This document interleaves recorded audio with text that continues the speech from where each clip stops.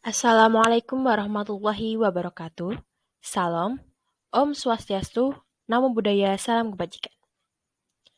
Baik, kali ini saya Ferawati dengan NIM 21473210 PN 1017052 dengan Prodi Teknologi Hasil Perikanan akan mempresentasikan hasil diskusi kemarin mengenai jurnal serta penugasan mengenai UAS semester 2 ini.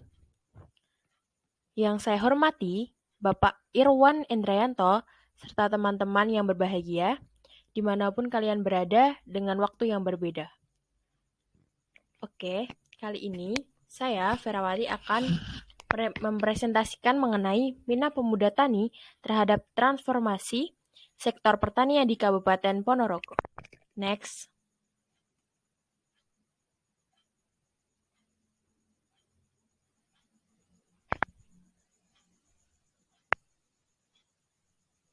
Oke, berikut ini merupakan jurnal yang saya pilih yaitu Minat Pemuda Tani terhadap Transformasi Sektor Pertanian di Kabupaten Ponorogo dengan pengarangnya yaitu Eri Yursita Arfianti dan teman-teman yang berbahagia. Oke, selanjutnya.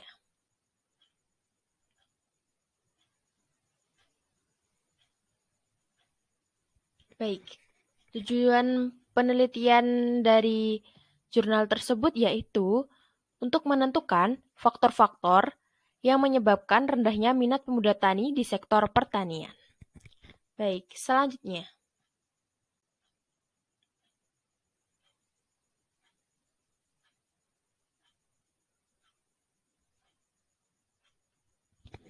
Data penelitian tersebut yaitu yang pertama, jenis data dan sumbernya.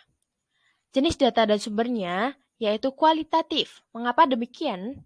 Karena adanya data tersebut pada bagian kesimpulan memakai kata verba yaitu sebagian.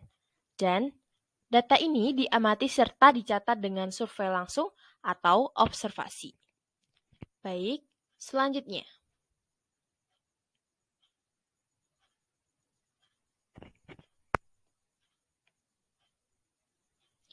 Alasan pengumpulan data. Pengumpulan data minat bakat melalui survei dikumpulkan untuk mengetahui informasi terkait minat pemuda tani terhadap transformasi sektor pertanian di Kabupaten Ponorogo. Selanjutnya,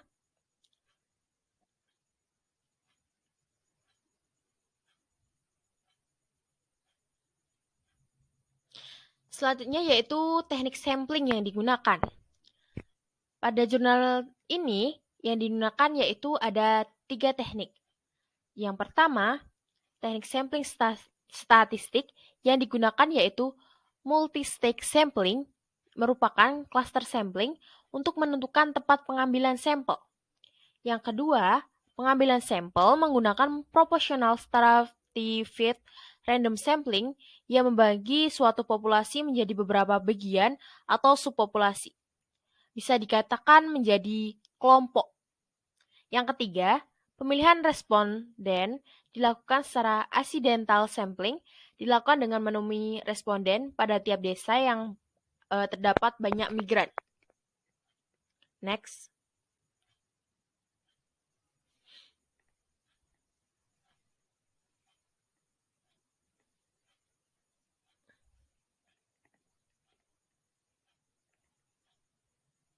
Baik, yang pertama, uji hipotesis yang pertama yaitu uji F atau uji simultan.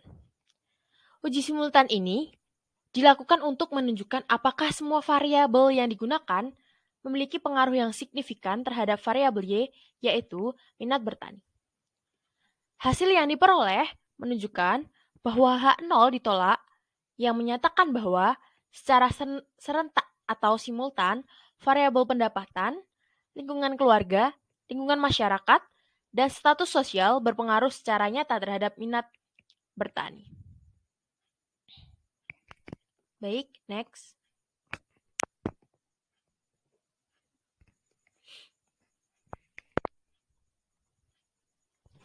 Baik. Dari tabel 3 di sini, dari hasil uji F atau serempak, yaitu H0 artinya variabel independen tidak berpengaruh nyata secara serentak terhadap Y. Serta HI, variabel independen berpengaruh nyata secara serentak terhadap Y dengan alfa atau keakuratan yaitu 0,05 dengan nilai F 86.469 dengan hasil akhir yaitu keputusan ditolak HO-nya. Berdasarkan tabel 3 di atas, dapat dilihat bahwa diperoleh nilai F hitung sebesar 86.469 dan nilai F tabel sebesar 2.509 karena F hitung lebih besar dari F tabel dan memiliki nilai signifikansi sebesar 0,000 yang lebih kecil dari alfa 0,05 sehingga hasil HO-nya ditolak. Next.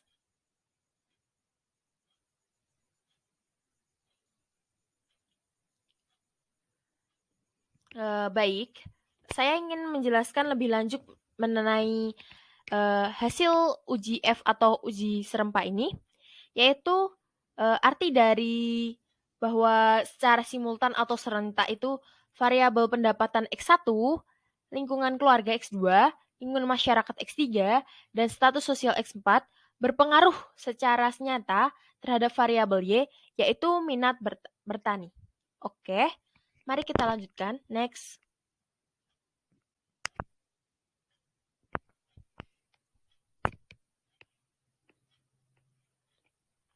Baik, uji yang kedua yaitu uji parsial.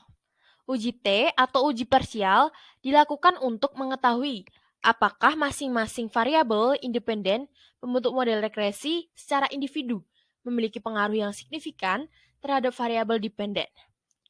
Pengujian tersebut dilakukan dengan uji T, yakni dengan membandingkan nilai T hitung dengan nilai T table. Variabel independen pembentuk model regresi dikatakan berpengaruh signifikan jika T hitung lebih besar dari T table atau signifikan dengan lebih kecil dari alfa sama dengan 0,05. Next.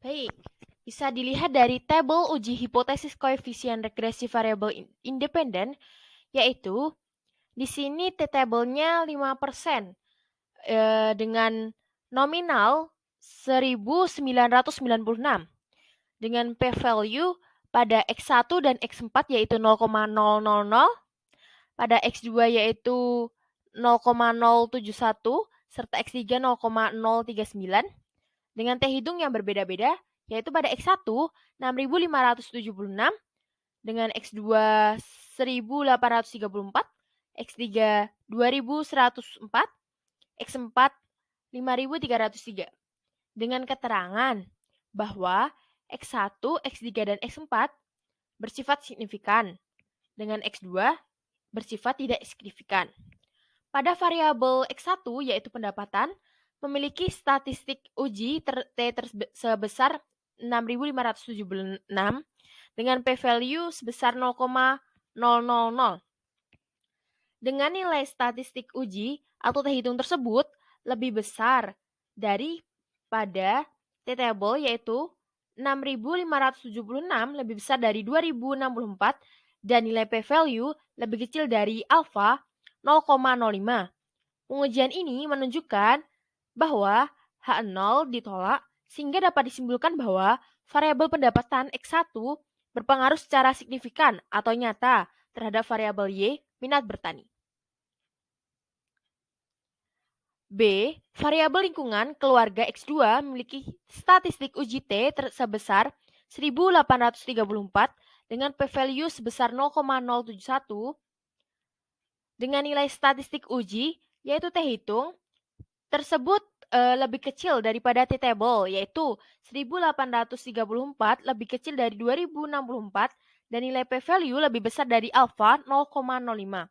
Pengujian ini menunjukkan bahwa H0 diterima sehingga dapat disimpulkan bahwa variabel lingkungan keluarga X2 tidak berpengaruh secara signifikan atau tidak nyata terhadap variabel Y, minat bertani. C. Variabel lingkungan masyarakat HX3 memiliki statistik uji T sebesar 2104 dengan p-value sebesar 0,039. Artinya, bahwa nilai statistik uji T hitung tersebut lebih besar daripada T table, yaitu 2104 lebih besar dari 2064. Dan nilai p-value lebih kecil daripada alpha 0,05. Pengujian ini menunjukkan bahwa H0 ditolak, sehingga dapat disimpulkan bahwa variabel lingkungan masyarakat X3 berpengaruh secara signifikan atau nyata terhadap variabel Y minat bertani. D. Variabel status sosial X4 memiliki statistik uji T sebesar 5303 dengan p-value sebesar 0,0000. Dengan kata lain, nilai statistik uji T hitung tersebut lebih besar daripada T table, yaitu 5303 lebih besar dari 2064. Dan nilai p-value lebih kecil dari alpha 0,05. Pengujian ini menunjukkan bahwa H0 ditolak sehingga dapat disimpulkan bahwa variabel status sosial yaitu X4 berpengaruh secara signifikan atau nyata terhadap variabel Y minat bertani. Oke, next.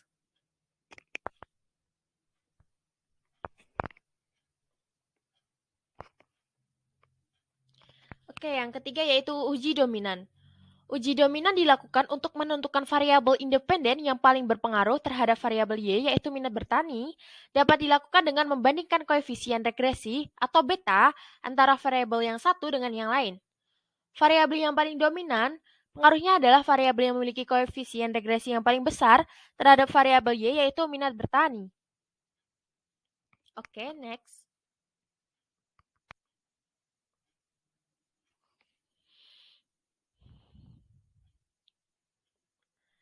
Baik, dari tabel 5 bisa dilihat dari urutan atau peringkat. Yang pertama yaitu pendapatan atau X1, koefisien betanya 0,441, pengaruhnya yaitu signifikan. Yang kedua, status sosial atau X4 yang bernilai koefisien betanya 0,397 yang pengaruhnya itu signifikan. Serta lingkungan masyarakat X3 0,10166 berpengaruhnya signifikan. Serta lingkungan keluarga X2 0,098 pengaruhnya tidak begitu signifikan. Baik, bisa kita lihat. Berdasarkan pada tabel 5 di atas, dapat dilihat bahwa terdapat 3 variabel yang berpengaruh secara nyata atau signifikan secara parsial terhadap variabel minat bertani Y dari 5 variabel bebas yang digunakan dalam penelitian.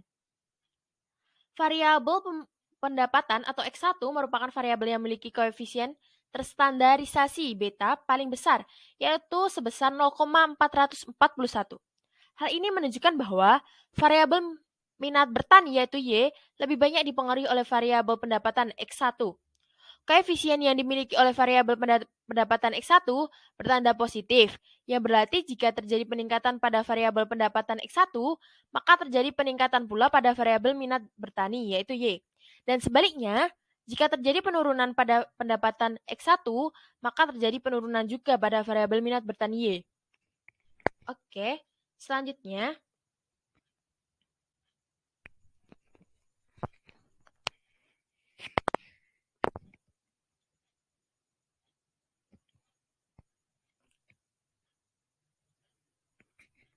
baik, dapat disimpulkan dari jurnal tersebut, yaitu sebagian besar responden tetap mempunyai niat untuk berusaha tani di Kabupaten Ponorogo.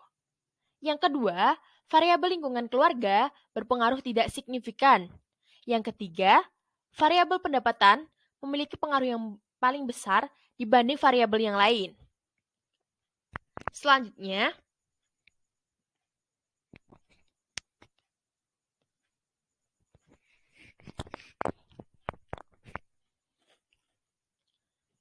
baik, soal yang kedua, yaitu margin of error. Margin of error menunjukkan perkiraan persentase atau batas galat atau kesalahan di sekitar perkiraan relatif terhadap nilai populasi sebenarnya.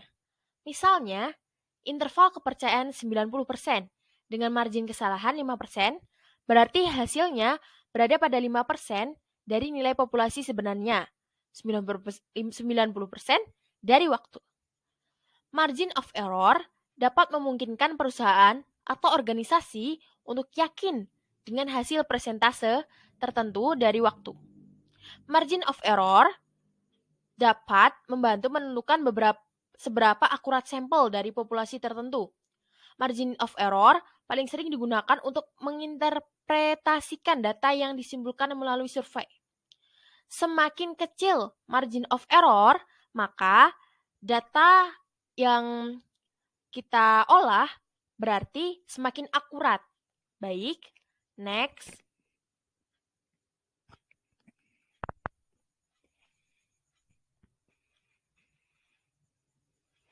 Arti dari alfa sama dengan 5%, yaitu yang paling besar terdapat 5 kesalahan yang dapat ditolerir oleh peneliti. Dan tingkat kesalahannya sebesar 5%, yang sering digunakan dalam penelitian. Selain 5%, bisa juga menggunakan 1%, 10%, dengan arti yang kurang lebih sama dengan 5% yang dapat kita lihat di presentasi berikut ini. Baik, next.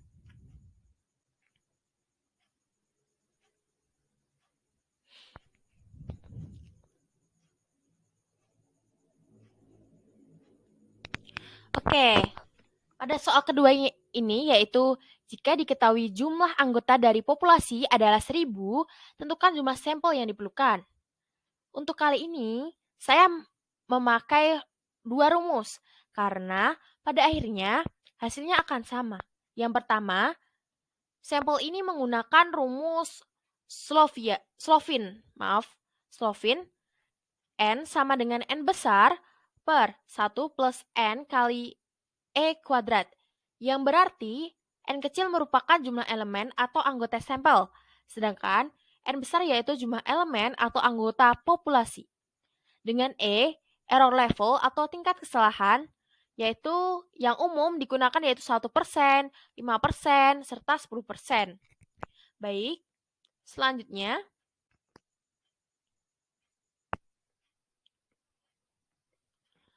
Oke, rumus yang kedua, yaitu Taro-Yamane. Taro-Yamane merupakan rumus kedua, N sama dengan N besar per N besar dikali D kuadrat plus 1. Dengan keterangan N kecil yaitu jumlah sampel, N besar jumlah populasi, dan D kuadrat merupakan presisi. Oke, next.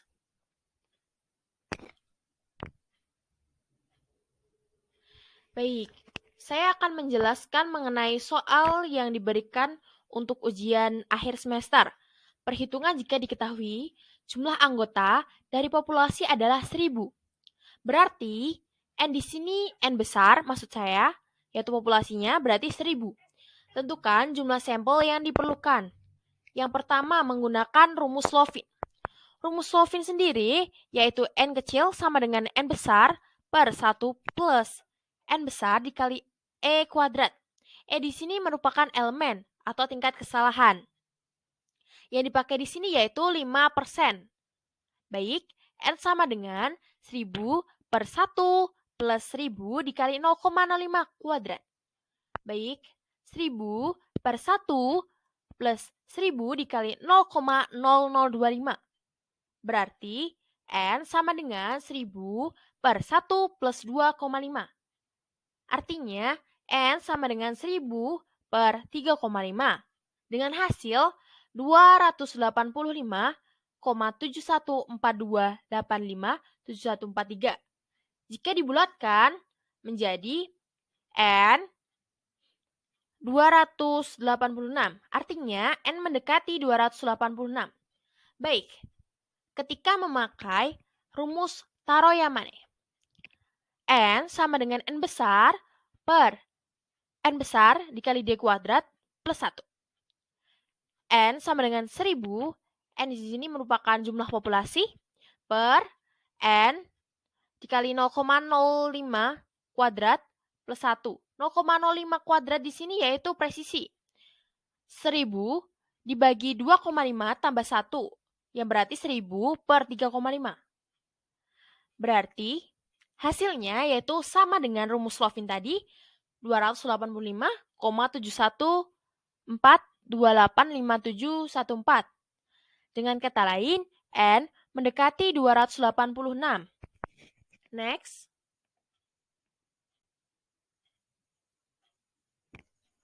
Berikut merupakan daftar pustaka yang saya ambil.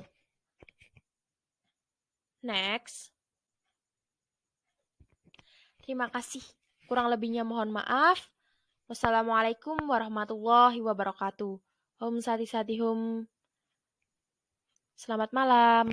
Terima kasih semuanya.